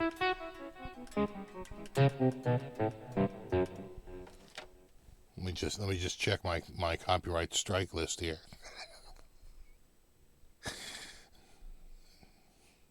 I think Rick Beato said that, right? He would get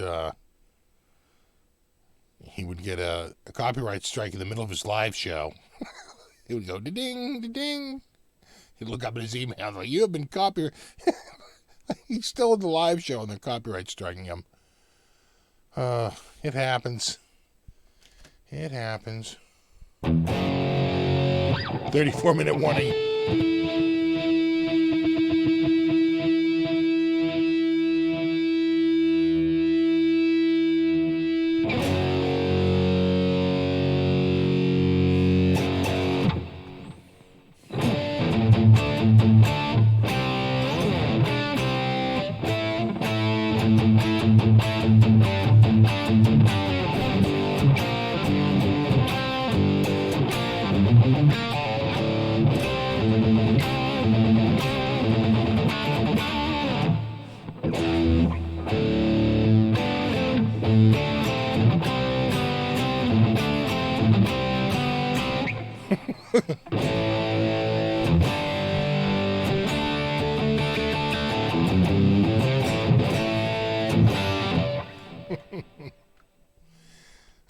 I'm getting copyright claims on backing tracks now. Yeah, I'm telling you, the software is getting better.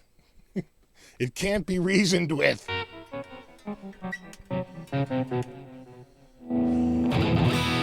Yeah, these aren't locking. Someone asked if they're locking. They're not locking, but they're 18-1 Grovers. You know, they're real Grovers. Oh, thanks, buddy. Oh, thanks, Rock Nutter. I might know a little bit.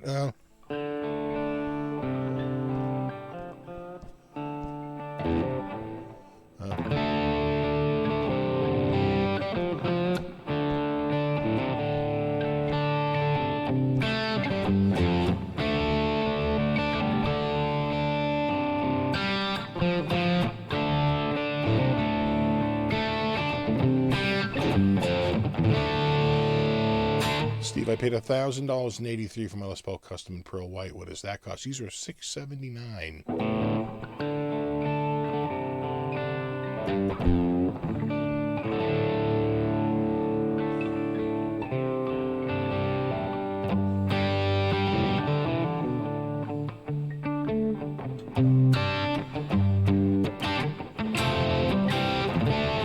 Gotta be real careful. I'm trying to mix it up. On purpose, because I'm worried. I worry about these people.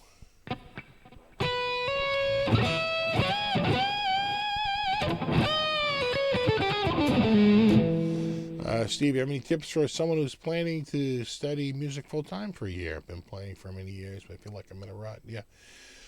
The best thing would be to force yourself to try and play something different, right? When I would practice a lot, I tend to repeat the same stuff, right? Because you want to get better at playing it, right? You want to get better at playing that particular item, you know, so you practice it, right, by repeating it.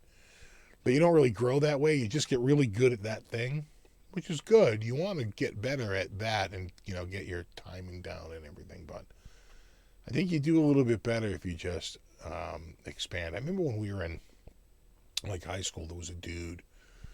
I remember I was going through a period, I was just learning songs like crazy. And he was way into like theory and all this stuff. And I just felt that, like, if I learned enough songs, the theory would probably come to me because patterns would emerge, and they kind of do, right? And, but he was like, oh yeah, well, you'll know a bunch of songs, but you won't know why. And I'm like, I don't know about that. You know, he's always giving me shit, but he probably's not even playing guitar anymore. So, who's laughing now? Yeah, where's your Messiah now? Yeah, see? Yeah.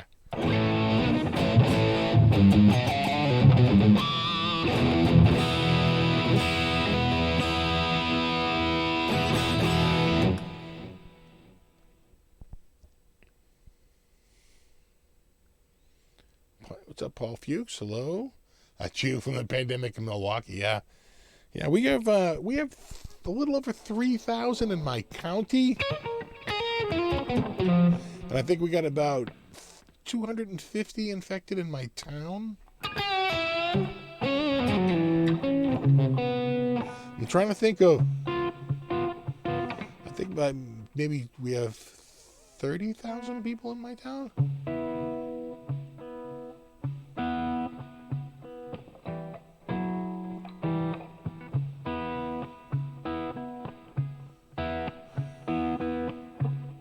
I haven't done a dedicated review on the epi yet. No, 3 or 4 weeks. Give me a little while. They take a while. You know, you figure 12 hours of video shooting, another 12 to 15 hours of editing. It'll get there. Favorite Japanese strat? I kind of like my ST54. That's an 89, right? The ST54. It's an OG. I really like that. It's got a really hard V-neck on it. And I like my 65 copy. I have a 65 reissue, which was only for the Japanese market. Someone must have imported it from, eBay or something. Made it its way over to the U.S. But I really love those only for the only for the Japanese market ones. There's some real gems in there because they really do pull out some cool, like my 65 has the binding on the neck, which is something they didn't do with the Fender American 65 reissue. Don says, like your show from Cleveland, Ohio. I was just in Cleveland a year ago. Next month, I was in Cleveland. First time in Cleveland, went to the Rock and Roll Hall of Fame and all that, It was good. Thanks, Paul. And my only cure is cowbell. German saying hi from Dominican Republic. So, Guten Tag and Hola.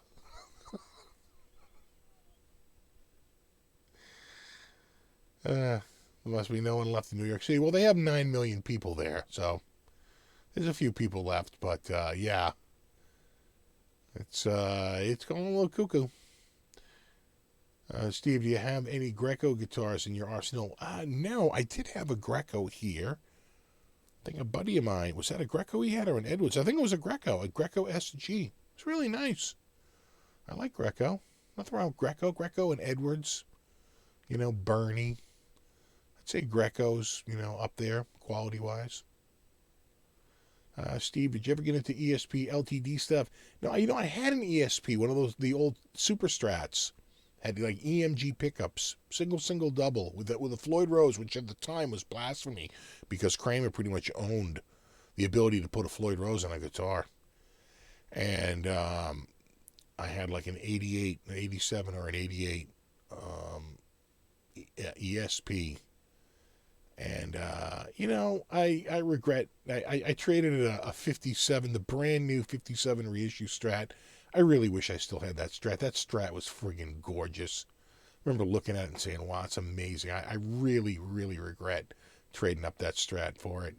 I wound up getting, I only paid because I worked at the music store. I didn't pay a lot of money for that Strat. It might have been like $500. I wound up selling the ESP for almost $700, which was a lot of money in like 1987, 1988. So I did okay on the deal, but I still just didn't. I really wish I just kept the Strat. Do you have anything with a G on the headstock? Well, let me think. I got my Gibson Les Paul. What else with a G? Not really. I guess I got the Fender Ovation. No G's in that. Alvarez. No G's in that.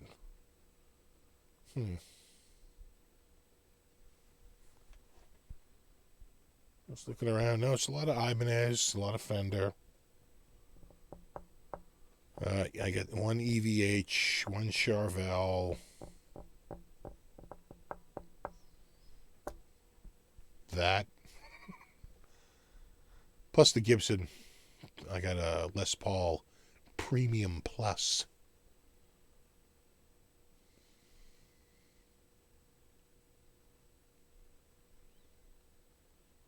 I think it's a 2011.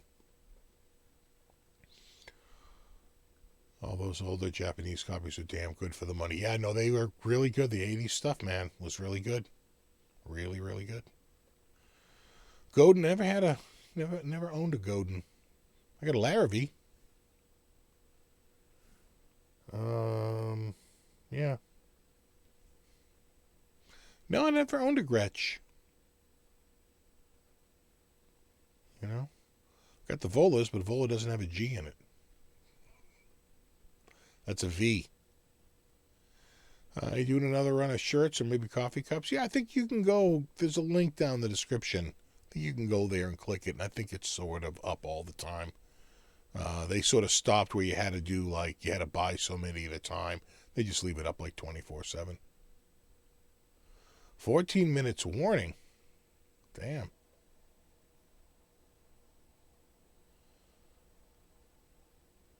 See, how about an Eastwood guitar? Yeah, they look pretty cool. I know somebody who have had them and liked them. I've never played one. I'm trying to think if I tried one at NAMM. I don't think I did. You know? How many Gibsons do you own? Just the one. I had a V for a while. It was the faded cherry with, it had like these crescent moon inlays. Hold on. It had like these crescent moon inlays. But the neck was a little chunky on it. I wasn't crazy about it. And it had like that open pore finish. I never really dug it. I wound up, I paid short money for it. I only paid like $500, maybe $520 for it. And I sold it for about $550, so didn't really. It was bright. It was also a very bright sounding guitar. Was it 510Ts? Was that the pickups in it or something like that? I forget now. But it was just sort of meh. Not really much of a. I was, a Gibson guy over the years. I was much more of a Fender and an Ibanez guy. Kramer.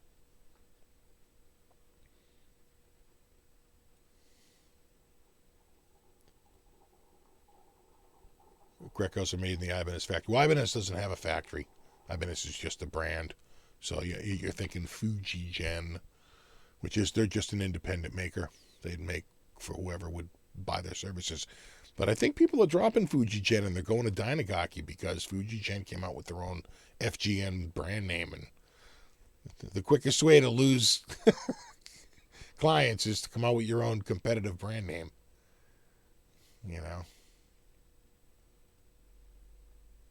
All your guitars start with a G. Yeah.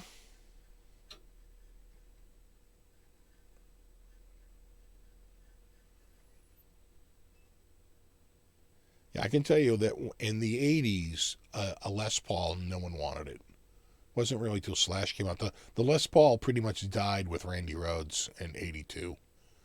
And in 83, people just wanted Super Strats, 84, 85, 86, 87. Really, it was 87, Appetite came out, but it really didn't make it huge until 88. So it was really a big gap between like 82 when I was 16. That was the death of the Les Paul. And by 84, I didn't even want to play my Ibanez Les Paul anymore. I wanted a Kramer. I wanted something with a Floyd Rose and a Strat with humbuckers. It was a little retro, little old to be playing a Les Paul back then. Then it all flipped. Like anything, fashion goes in and goes out. But in my formative years, the Les Paul was a kiss of death.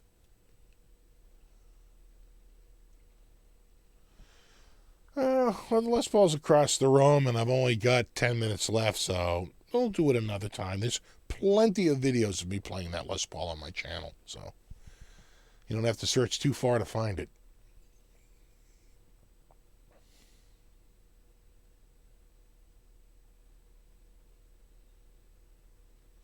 I want to try a Maybach Lester next. Yeah, Maybach makes some interesting ones. I want to try one of their Little Wings. That was sort of a hit of the 42 Gear Street event. That Maybach Little Wing It was pretty cool.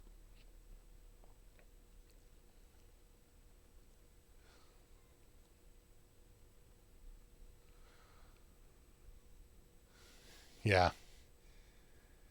Yeah. No, the Les Paul pretty much died with Randy.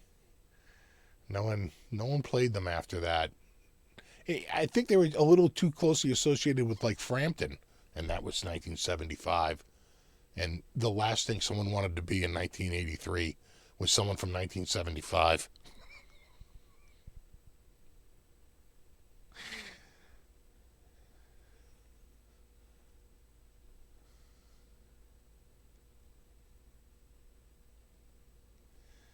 Uh, Brad says he traded his Ibanez Les Paul for a Beretta.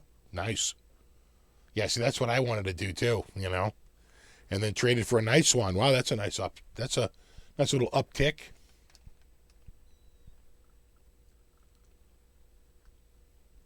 Did you ever play a Moss Rite? No, never played a Moss Rite. I do have a Dan Electro, but it's not the one that's made from Moss Rite, right? It's not the one that's the old one. The one I have is actually made from spruce. I know I need more coffee. Almost at 8 minutes. 8 minutes. We're in the final 8.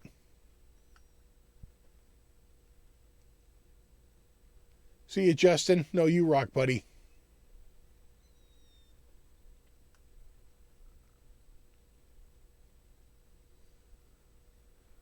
All right, here. It was the band Tesla that started bringing back Gibsons. I see. To me, it was really Slash. Slash. In fact, when Slash used it, everyone was like, "Look at this guy going all retro. Look at this guy. That's hilarious, right?" Because we're like a Les Paul. That was like a rebellious statement at the time to play a Les Paul. Yeah, but see, even after '82, I don't remember Rick Nielsen. I remember him playing mostly Hamer. When I think of Rick Nielsen in the '80s, I think of Hamer. Hamer, Hamer, Hamer.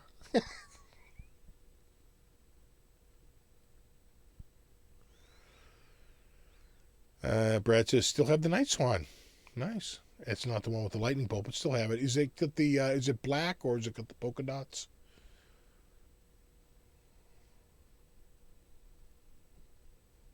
I traded a Gibson Les Paul Deluxe for a Kramer in the late '80s. They're worth a lot more now. Yeah, you can still the Deluxe with the pick guard. You can still find those around. The Les Paul probably would have held on to its value a little bit more because the Kramers, the pointy guitar. Again, it's fashion, right? Things go in and out of fashion.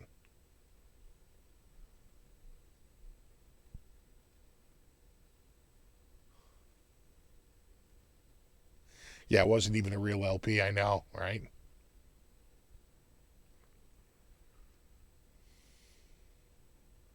Oh, thanks, Curtis.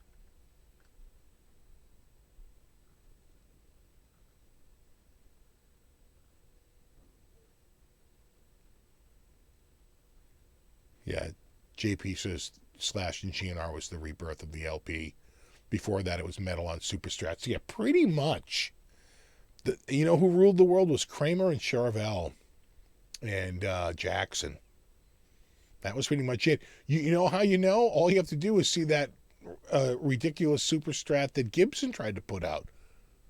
They had to, right? It was that 87 or 88. It had the very flat, right? It was just basically a Strat with binding and like an ebony fingerboard.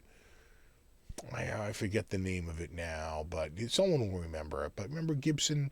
They made basically a Super Strat for like 1 or 2 years because Fender, the HM Strat, right? They had to throw humbuckers and Strats. Even by '86, when they weren't even, or was it '85? Might have been '85, either '85 or '86. One of those years, they weren't even. They had no American production, right? It could have been '85. Everything was made in Japan that for 1 year, and those had a lot of humbuckers, painted necks, locking tremolos. That's what everybody wanted. Yeah, Michael has it. The US one. The US one. Look that up. Look up US one.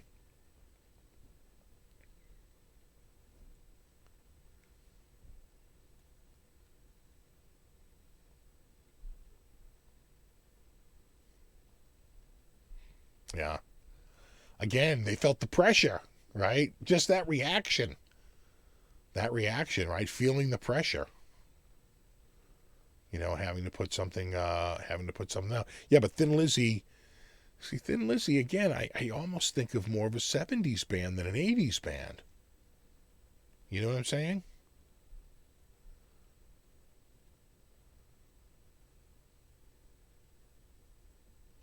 Yeah, pretty much JP had it right. Van Halen moved everybody to Superstrats, and Kramer ruled the world. They really did.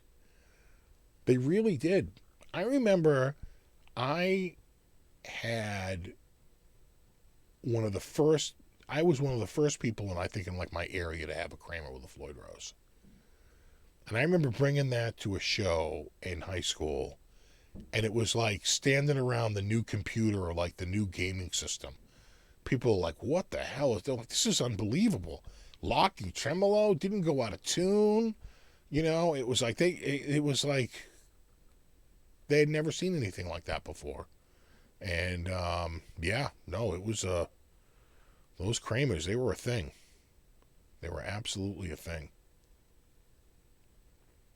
And was a just put pressure on everyone else to do the same thing. But the problem was he owned the ability to put a Floyd Rose on a guitar. Ibanez got around it by making the Ibanez Edge tremolo and licensing it from Floyd Rose. And they had nothing in the Kramer agreement to prevent him from licensing the patent to someone else, having them making a different version of it and putting their version on that was licensed.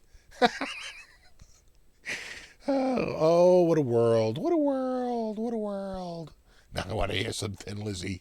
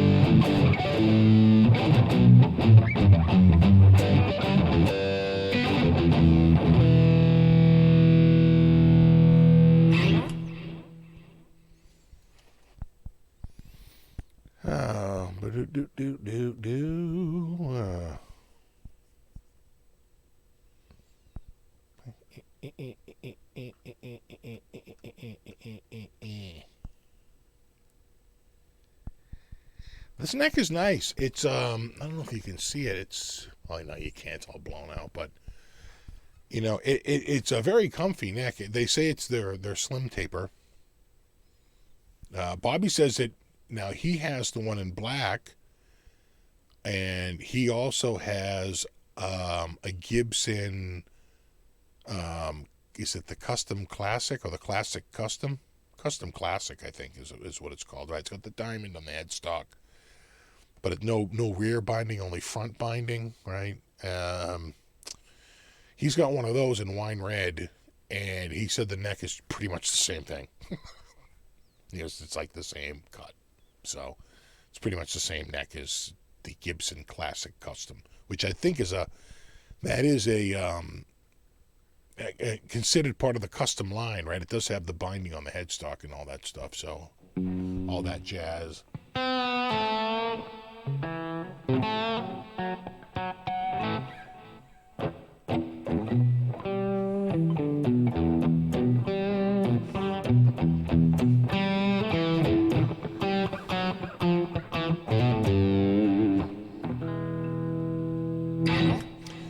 right, dudes. Oh, yeah. The Zoom. No, it's my Zoom multi-track is right here. One of the new toys that showed up this week. I can't wait to check it out. Super huge thanks to Zoom for sending that over.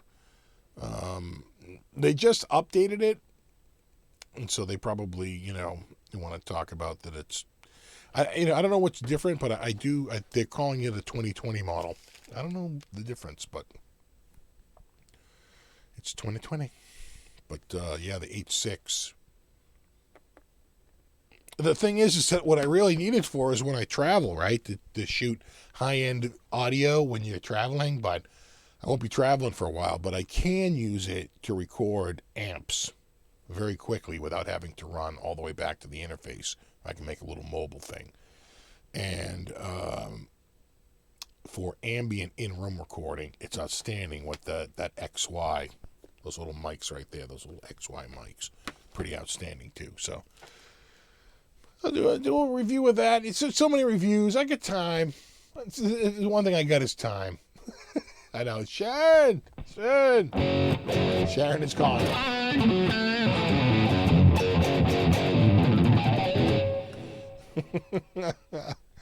All right, dudes. I'm out. No, you rock. I'll probably will be back in a week if I could talk here. Need more coffee, and I hope to see you then. And we'll see if I can crank a couple more videos out during the week. I'm trying to do 1 or 2 during the week, and then a live show on the weekend. There you have it. Super, super extra, super duper thanks to anyone who contributed tonight. I really appreciate it. And I'll see you guys in a week. And until then, no, you rock on. All right, guys, stay safe. And I hope to see you all back here next week. No one died this week of COVID. Please, I can't lose another subscriber. All right. Have a good week, and we'll see you next time. Later.